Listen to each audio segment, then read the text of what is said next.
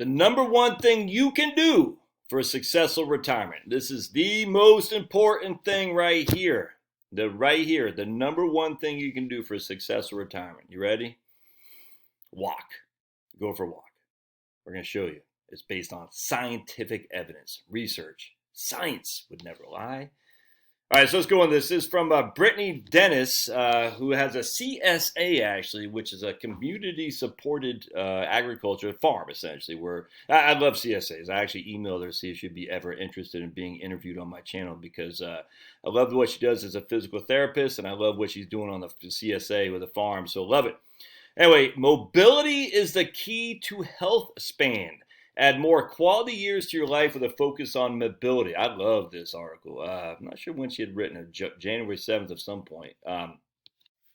Mobility is the key to survival. This came up again and again in my research, says Bill Gifford. Don't know who Bill is, but so let's read this. The medical field of aging is relatively new. It wasn't until the last century that we saw an exponential, remember that exponential increase?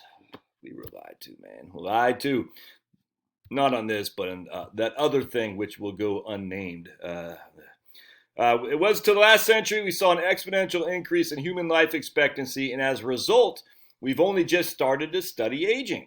And there's still a huge gray area. One thing we know for sure is that there are huge variability in how we age. And there's a big difference between lifespan and health span. Thanks to modern medicine, we've seen a huge increase in lifespan over the past few decades. Lifespan, living longer, but unfortunately, that increase doesn't always accompany an increase in health span, quality of life.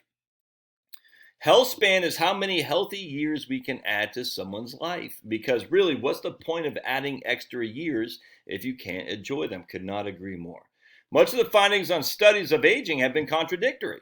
So what do we know from all these studies so far? Are there any reliable indicators on how we will age that we can turn to? The good news is that yes, despite the huge amount of variability, there are several controllable factors we can turn that indicate how we will age. Mobility has been found to be one of the strongest indicators. We have more and more evidence being published that shows the link between mobility and aging. What should we look for in our mobility specifically? Walking speed, all right, walking speed. Researchers now know that natural walking speed is one of the most accurate predictors of mortality. Walking has been found so critical to survival in medical circles, it is increasingly being referred to as the sixth vital sign. Therapists have understood the impact of walking or lack thereof on health for years, and other medical providers are starting to catch on. There's mounting evidence demonstrating the link between walking speed and a host of health conditions.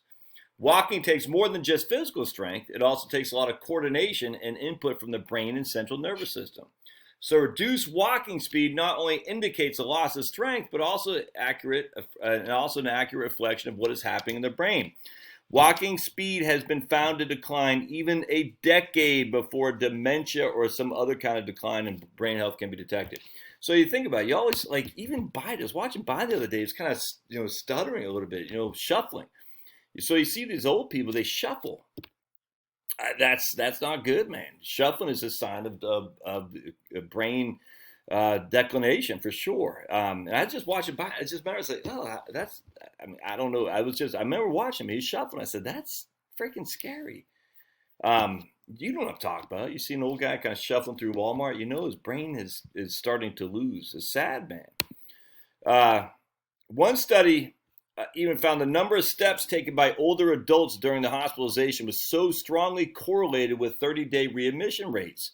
So the more steps one took in the hospital, the less likely they'll end up hospitalized again in the short term. And better yet, the threshold of steps is only 275 steps per day.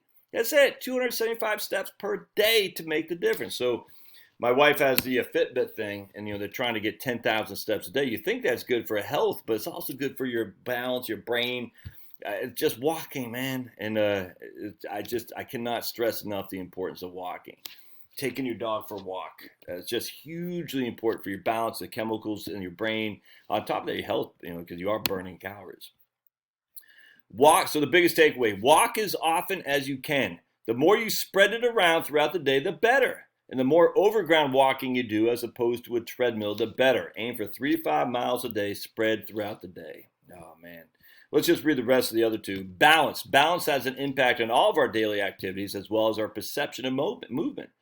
Decreases in balance translate to lower movement confidence, which perpetuates a cycle of further declining strength and balance. So that's why people shuffle, the old people, because they're losing their ability to stand up straight without falling over. So they shuffle, which declines their ability to walk more. It's sad, man. So it's a perpetual cycle.